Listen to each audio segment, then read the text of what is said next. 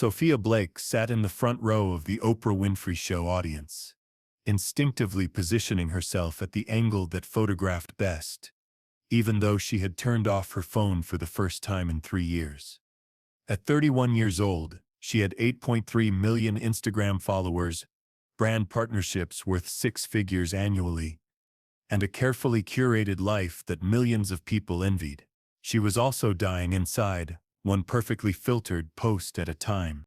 The letter she had written to Oprah 6 weeks ago had been the first honest thing she had written in years. How do you explain to someone that you've become a prisoner of your own image? That you've created a version of yourself so perfect, so aspirational, so completely artificial, that you've forgotten who you actually are underneath the ring lights and strategic poses? How do you admit that the life everyone wants to live is actually killing the person living it? The irony wasn't lost on Sophia that she was sitting in a television audience, being watched by cameras, participating in the very kind of performance she had built her career on. But for the first time in years, she wasn't controlling the narrative, wasn't choosing the angle, wasn't deciding what version of herself the world would see. The vulnerability was terrifying and strangely liberating at the same time. Today's show theme was the real you behind the image, and Oprah was discussing the pressure of social media perfection, the mental health crisis among influencers, and the cost of living life for public consumption.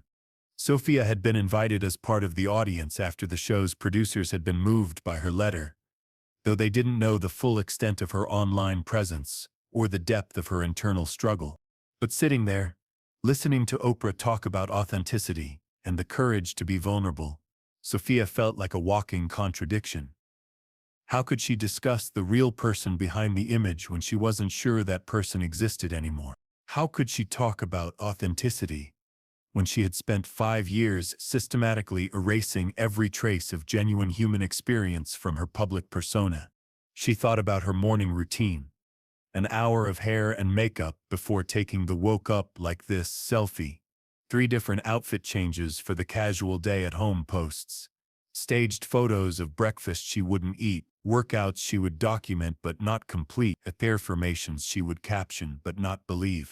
Every moment of her life had been reframed as content, every emotion processed through the lens of how it would play to her audience. The moment that changed everything came when Oprah asked the audience a question that seemed to slice straight through Sophia's carefully constructed facade. How many of you have ever felt like you're living someone else's life?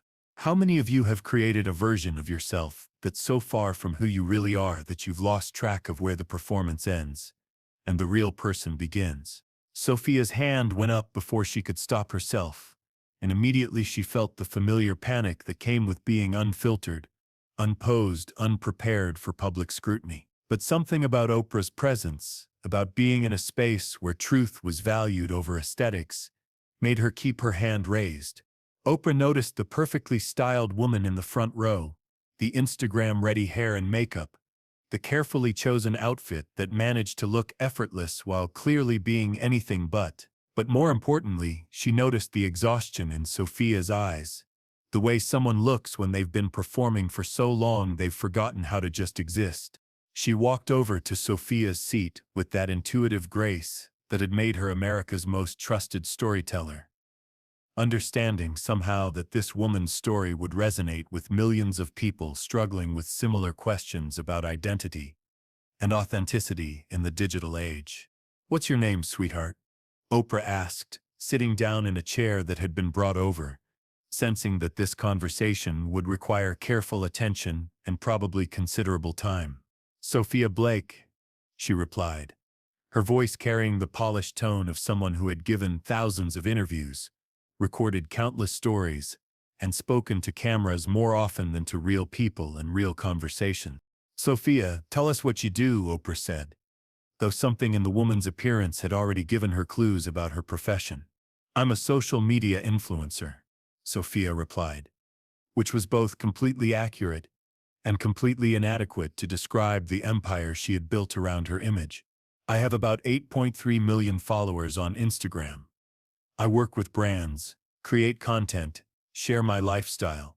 The audience reacted with visible interest, and envy. 8 million followers was influence on a scale that most people couldn't comprehend. The kind of platform that could shape trends, sell products, and create significant wealth. 8 million people following your life, Oprah said slowly. That's incredible reach. You must feel very connected to people all over the world. I should, Sophia replied. But her voice carried no joy, no sense of fulfillment, no pride in what should have been an extraordinary achievement. I should feel connected, and grateful, and fulfilled. But I don't. The studio was beginning to understand that they were about to hear something unexpected. Not a celebration of social media success, but an examination of its hidden costs.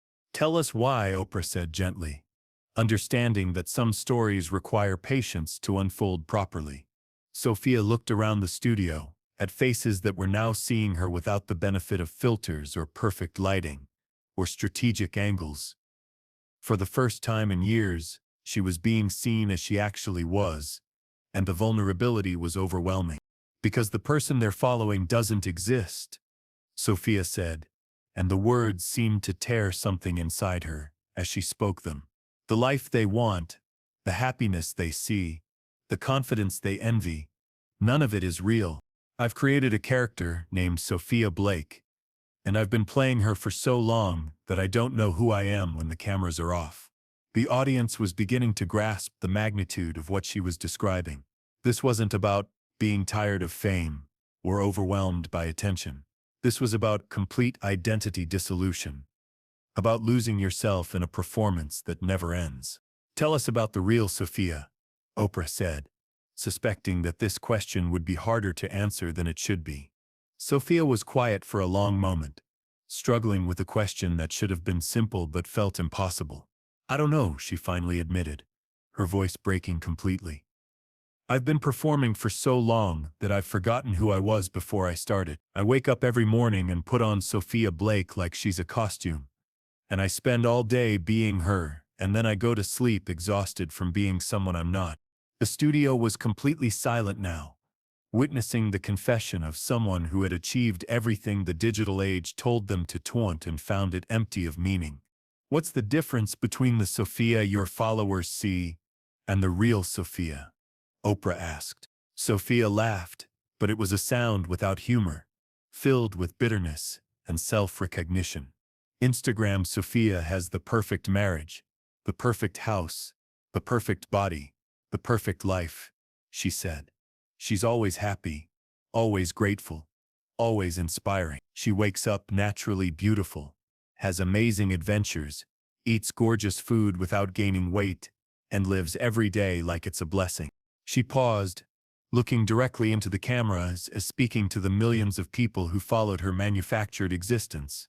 Real Sophia got divorced 8 months ago because her husband said he felt like he was married to a brand instead of a person. Real Sophia has anxiety attacks every morning before creating content. Real Sophia hasn't eaten a meal without photographing it in 3 years. And she barely eats at all because maintaining the perfect body is more important than being healthy. The audience was stunned into silence, understanding that they were hearing about the systematic destruction of a human being in pursuit of digital perfection. My marriage ended because I couldn't stop performing even in my own home, Sophia continued, tears now streaming down her carefully made-up face. My husband said he missed me, but I was right there. Except I wasn't really there, Sophia Blake was there. Always ready for content, always on, always perfect. What about your friends, your family? Oprah asked. I don't have friends anymore, Sophia replied immediately. I have followers and collaborators and business partners. But friends? People who know the real me? No, because I don't let anyone see the real me. I'm not even sure the real me exists anymore. Her voice was growing stronger as she continued, as if finally speaking these truths aloud was giving her permission to feel the full weight of what she had lost. My family sees the Instagram version of my life and assumes I'm happy, she said. They don't call anymore because they think I'm too busy living my perfect life to need them. And I've never corrected them because admitting that it's all fake would mean admitting that I've wasted 5 years of my life building something meaningless. Oprah leaned forward, understanding that this conversation had moved far beyond social media into something much more fundamental about human identity and the courage required to live authentically. Sophia, she said, what would happen if you just stopped? What would happen if you posted a completely honest, unfiltered picture tomorrow with a caption that told the truth about your life? I would lose everything, Sophia replied immediately, as if she had calculated this scenario thousands of times. Followers would unfollow, brands would drop me, my income would disappear, the entire life I've built would collapse. But would you lose everything? Oprah pressed. Or would you lose the illusion and find yourself? The question hung in the air, like a challenge to everything Sophia had built her identity around. For 5 years, she had believed that her worth was measured in likes, comments, and follower counts. But hearing it stated so directly, she began to see the flaw in that logic. What scares you more, Oprah continued, losing the followers or finding out who you are without them? Sophia stared at her, the question hitting like a physical force. She realized that she had been so afraid of disappointing the millions of people who followed her, that she had been willing to disappoint the one person who should matter most, herself. That's when something extraordinary began to happen. From the audience, a young woman stood up and called out, Sophia? Is that really Sophia Blake? The camera swung toward the voice, revealing a college-aged girl who was staring at Sophia with recognition and something that looked like relief rather than the usual fan excitement. Yes, Sophia replied, confused but recognizing something familiar in the young woman's expression. I'm Emma, the girl said, beginning to move toward the front of the studio. I've been following you for 3 years. You're one of the reasons I've been struggling with depression and anxiety. The studio gasped, expecting a fan encounter but hearing something completely different. Not because you did anything wrong, Emma quickly clarified, reaching the interview area, but because your life looked so perfect that it made me feel like there was something wrong with mine. I kept comparing my reality to your Instagram, and I could never measure up. But instead of anger or accusation, Emma's voice carried understanding and even gratitude. But listening to you right now, Emma continued, hearing that it's all been performance, it's the first time in 3 years that I've felt like, maybe my life is okay, the way it is. Maybe I'm okay the way I am. The reunion that followed wasn't between strangers, but between two people who had both been harmed by the same impossible standards of digital perfection. But the testimonials were just beginning. From another section of the audience, a middle-aged woman stood up. I'm Sarah, and I'm a mother of 2 teenage daughters, she said, walking toward the front. They've been following you and trying to recreate your life. They stopped eating normally, started spending hours on makeup and photos, became obsessed with looking perfect all the time. Sarah's voice carried the concern of a parent who had watched social media poison her children's relationship with themselves. But hearing you admit that it's not real, Sarah continued, this is exactly what they need here.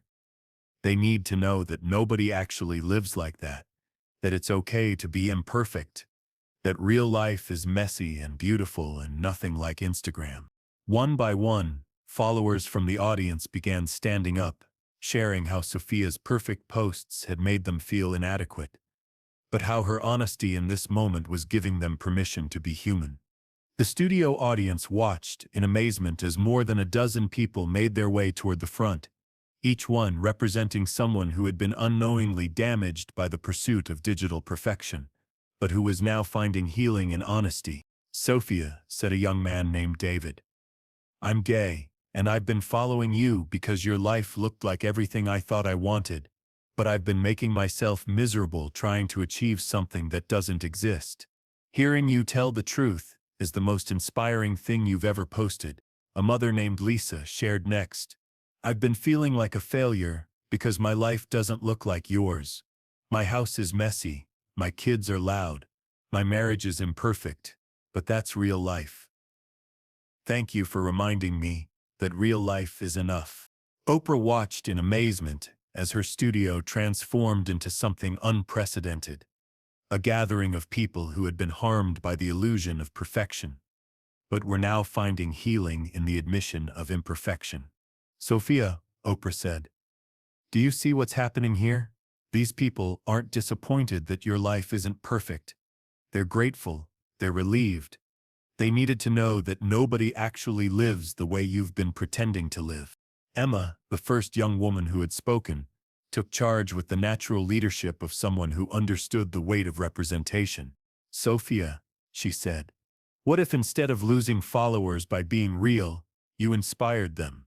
What if you used your platform to show people that it's okay to be human, that struggle and imperfection and real emotion are beautiful? What if you became the first influencer to influence people toward authenticity instead of perfection? Added Sarah, concerned mother. The studio audience was witnessing something revolutionary. The possibility that social media could be used to heal rather than harm, to connect rather than compete, to inspire authenticity rather than aspiration. But I don't know how to be authentic, Sophia admitted, her voice carrying the vulnerability of someone who had been performing for so long. The genuine emotion felt foreign. I don't know how to share real life because I've forgotten how to live real life. Then learn, Emma said simply. Learn with us. Share the journey of figuring out who you are, underneath all the performance. That would be the most valuable content you've ever created. Oprah turned back to Sophia, who was now surrounded by followers who wanted to see her humanity rather than her perfection. Sophia, she said, what would it look like to start over? What would it look like to use your platform to show people what real life actually looks like? Sophia looked around at the faces surrounding her. People who had been unknowingly harmed by her pursuit of perfection, but who were now offering to walk with her towards something more authentic and meaningful. It would look like admitting that I don't have answers, Sophia said, her voice growing stronger with each word. It would look like sharing the struggle instead of just the success. It would look like being human instead of being a brand. She turned to face the camera directly, speaking not just to the studio audience, but to the 8.million people who followed her manufactured existence. It would look like telling the truth, she continued, her voice carrying the conviction of someone who was remembering who she wanted to be. The truth about divorce, and anxiety and the pressure to be perfect, and the loneliness of being loved for someone you're not. The studio audience rose to their feet in applause that wasn't just appreciation for a touching moment, but celebration of someone choosing authenticity over image, humanity over perfection. But then Sophia did something that nobody expected, something that would become one of the most talked about moments in television history. She pulled out her phone, opened Instagram, and looked at her perfectly curated feed one last time. I've built a prison out of perfection, she said, holding her phone up so the cameras could see. And the only way to escape is to tear down the walls. Without hesitation, without consultation with managers or agents or brand partners, Sophia deleted her Instagram account. Live on television, in front of millions of viewers, 8 million followers, 5 years of content, 6 figures of annual income, gone with a single decision. The studio fell completely silent, understanding that they had just witnessed someone choose freedom over fame, authenticity over influence, themselves over their image. How does it feel? Oprah asked, her voice filled with wonder at what she had just witnessed. Terrifying, Sophia admitted, staring at her blank phone screen. And liberating. Like I just remembered how to breathe. The show continued for another 20 minutes, with Sophia talking about her plans to rebuild her life around authenticity, rather than performance. She spoke about seeking therapy, reconnecting with family, learning to eat without photographing food, and figuring out who she was when nobody was watching. But the most powerful moment came when Oprah asked Sophia what she wanted to say to other influencers who might be struggling with similar issues. I want them to know that followers aren't friends, likes aren't love, and influence isn't fulfillment, Sophia said, looking directly into the camera. I want them to know that it's never too late to choose authenticity over perfection. that people will love you more for being real than for being flawless. She paused, her voice growing stronger.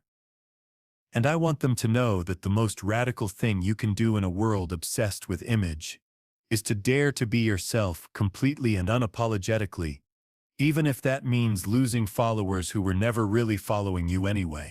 The episode aired 4 weeks later, and the response was unprecedented. Authenticity over perfection became the top trending hashtag worldwide. Hundreds of influencers began sharing unfiltered, honest content about their real lives. Mental health organizations reported surges in people seeking help for social media addiction and comparison issues.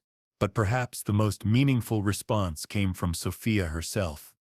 2 months after the show aired, she launched a small blog called Learning to Be Real, where she documented her journey toward authenticity. No filters, no staging, no performance, just honest writing about the process of rebuilding an identity that had been lost to digital perfection. Dear Oprah, she wrote in a letter 6 months later, I wanted you to know that deleting my Instagram account was the scariest and best decision I've ever made. I lost 8.3 million followers, but I found myself. She described how the experience had reconnected her with family, helped her develop genuine friendships, and allowed her to pursue interests that had nothing to do with creating content. She had started painting again, something she hadn't done since college. She had adopted a rescue dog who didn't care about her lighting or angles. She had learned to cook meals she actually enjoyed eating. Most importantly, Sophia wrote, I've learned that the most beautiful filter is no filter at all, that the most engaging content is real life, that the most valuable influence is inspiring people to love themselves as they are. A year later, Sophia was featured in a follow-up episode of The Oprah Winfrey Show. She appeared not as someone who had lost everything, but as someone who had found everything that actually mattered. The irony, Sophia told Oprah during her return visit, is that I'm more influential now than I ever was with 8 million followers. But instead of influencing people to buy things or look a certain way, I'm influencing them to be authentic, to value substance over image, to choose real connection over digital validation. She had started a non-profit organization focused on digital wellness and authentic self-expression, working with schools and organizations to help people, especially young people, develop healthy relationships with social media and technology. Emma, Sarah, David, and several others from that original show had remained connected to Sophia, forming a support network that extended far beyond that single day in the studio. They had created what they called the Authenticity Circle, a group dedicated to supporting each other and living genuine, unfiltered lives. What Sophia taught us, Emma said during the follow-up show, is that the most courageous thing you can do is admit you don't have it all figured out. That vulnerability is strength, not weakness.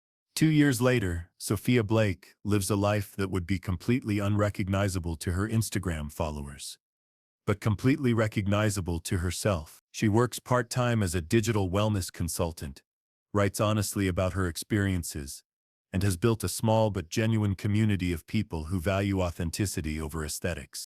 I learned that influence without authenticity is just manipulation, Sophia reflects. That connection without honesty is just performance. That the most powerful thing you can share with the world isn't a perfect image, it's a real moment. She still takes photos sometimes, but now she takes them to remember moments, not to create them. She still shares her life, but now she shares it with friends who know her completely, rather than followers who know her image. The phone that once dominated her life now sits quietly in her purse, a tool rather than a master, a way to connect rather than a way to perform. And when people ask her if she misses her millions of followers, she always gives the same answer. I traded 8 million strangers for a handful of real friends, a perfect image for an imperfect life, and digital influence for authentic impact. It was the best trade I ever made, because sometimes the most powerful stories aren't about building something, but about having the courage to tear it down when it no longer serves you. Sometimes authenticity requires destruction before reconstruction.